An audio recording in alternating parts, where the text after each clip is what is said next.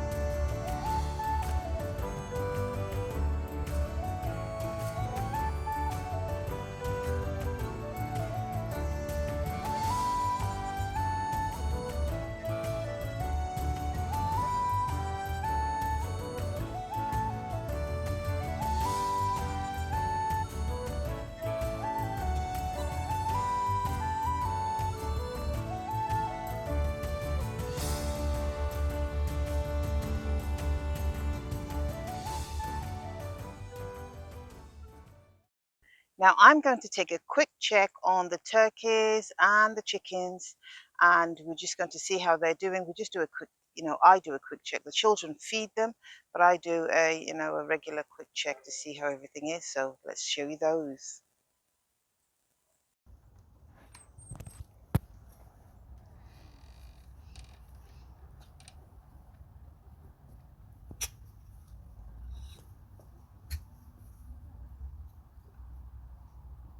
Night time for you guys. Go night.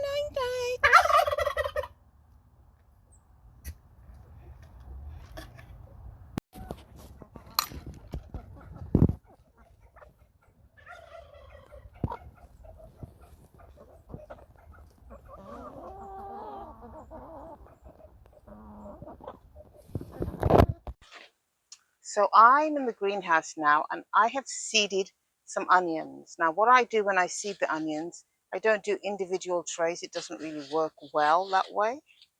I have them in a pot like this. So what I would do is I would put some soil in this pot, peat moss, vermiculite, perlite mix, but just put some soil in there and make sure you've got a hole at the bottom so that it can drain. And you just open your packet of seeds and you just sprinkle the whole packet in there. So I normally do 1 packet per cup. The whole packet sprinkle in, and then when they start growing, so these are, I'd say, about 7 to 8 inches long, and then once they start growing and they're a decent height, I'm going to just take them out. So you're going to take them out and you're going to see all the roots there. See all the roots? So what I'm going to do, I'm going to show you. Let's try and lower this a little. You see, we are going to just take them out. So you can see there.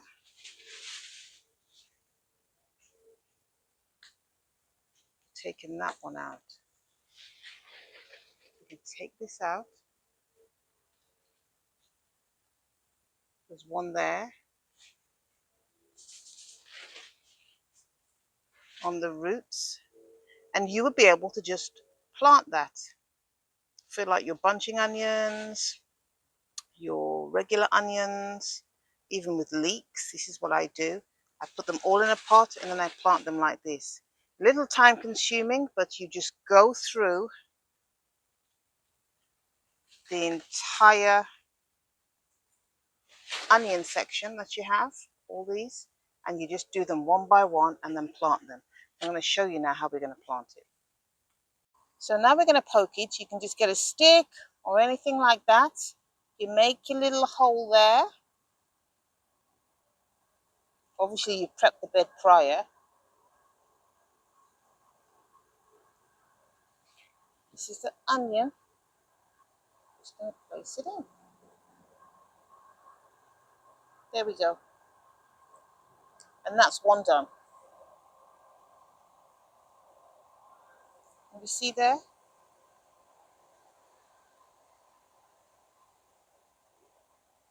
So then you would just go through the entire section. You can make them into rows and just get that seeded.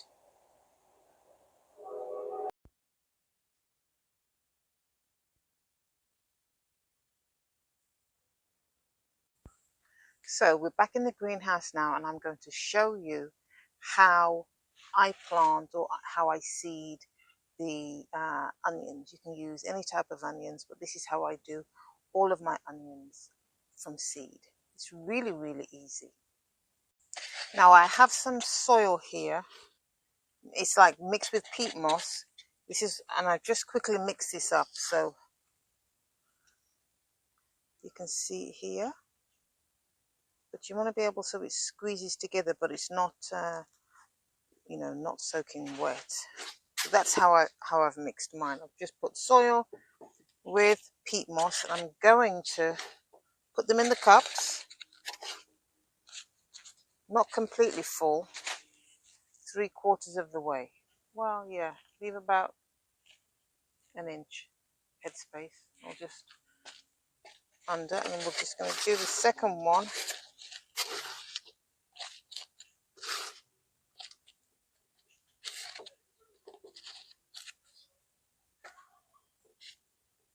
You can hear the dogs can hear me, so I can hear them whining. Like, Mommy, come and play with me.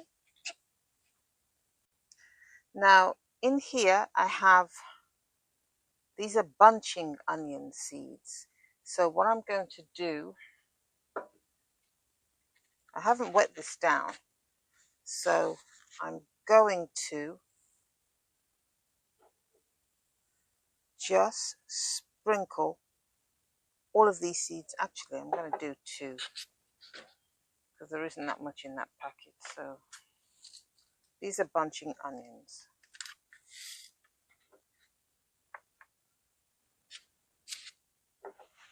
There we go. There's quite a few more in there now. So I am going to sprinkle the whole lot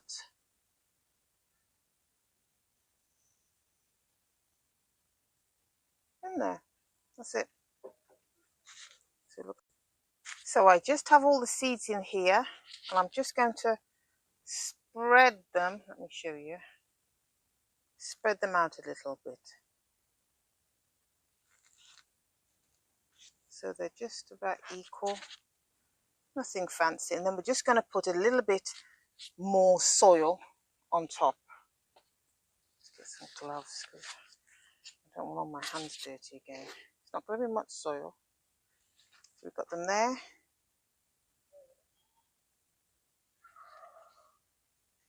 Just so that it covers them.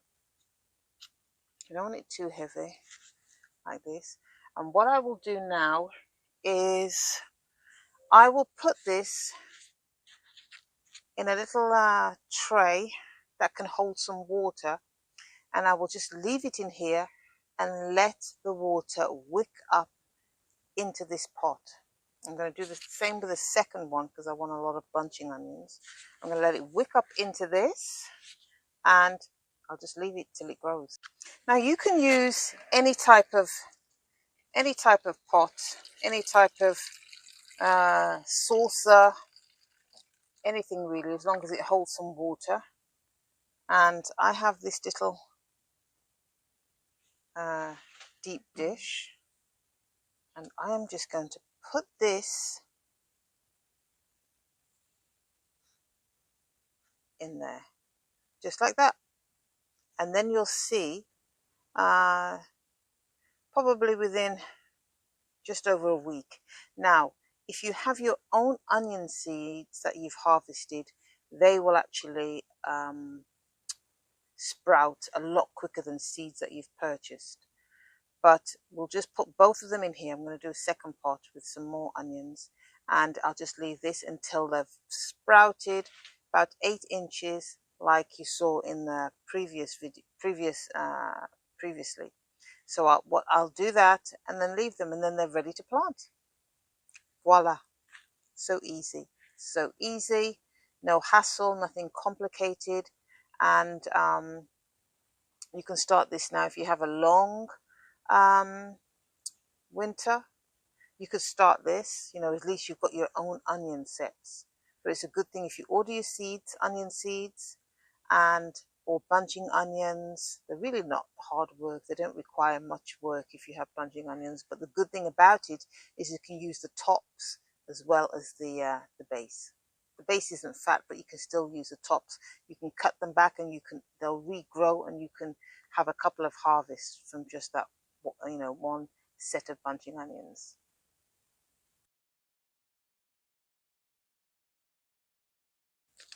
Okay, so I'm back. That was really quick, wasn't it? I know. So I'm just going to get these open so we can get the second lot done. Now, something interesting. A few days ago, well, actually last week, we went on a bike trail, and I rode 10 miles. Can you believe that? Yeah.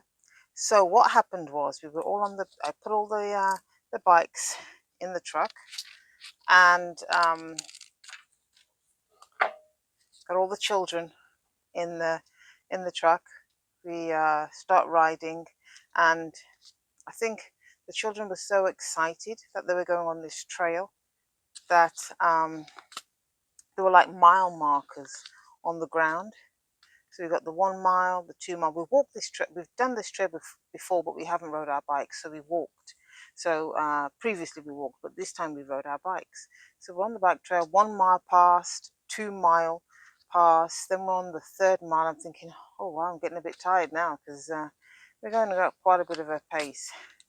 I had my son and my youngest daughter way ahead on this trail, and I'm trying to shout to them, but they couldn't hear.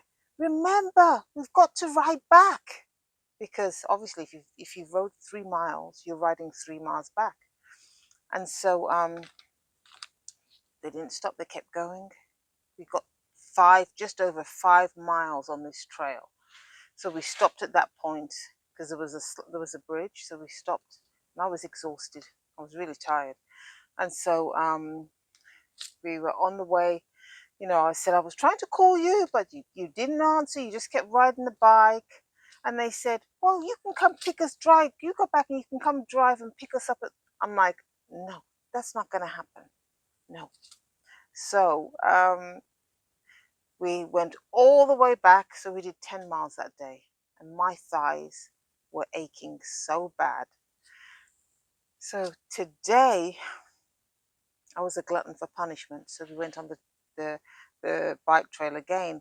But interestingly, I rode the entire 5 miles and didn't stop. My legs were aching, my thighs, but you know, I was like pushing through. Come on, Nicole, you can do this, you can do this. So I'm riding, you know, all the way there. We stop at the bridge, and I felt really, you know, I felt really great, like I've really accomplished something. So, and then we rode all the way back. So, in fact, the second time I was surprised that I wasn't as tired as I thought I would be. So we'll see whether we do I don't know, maybe 15 miles the next time. But that's quite an adventure, a 10-mile bike ride. So I just thought I'd let you know that. So we'll just get back to the onions. So I've cut the onions open. These are Fairy Moss evergreen bunching onions. Let me just show you because I've cut the tops. Bunching onions. So we're just going to pop all those in. I'm going to put them in there. Okay. I'm going to just do the exact same.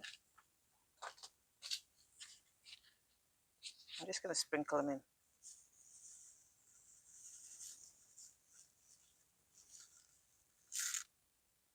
And there's quite a few in there. But I'm going to do the 2 seed packets. There's more in this than there is in the other packet. But we're just going to sprinkle them all in. Because it doesn't really matter if they're all together and bunched up like that. That's fine. Because we're just going to sprinkle the soil on top. Let me just get the soil.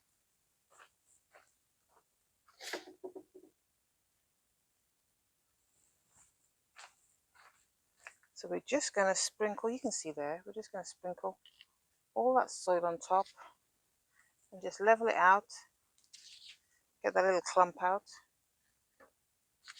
and that is it. And we are just going to place that in the water there and just leave it.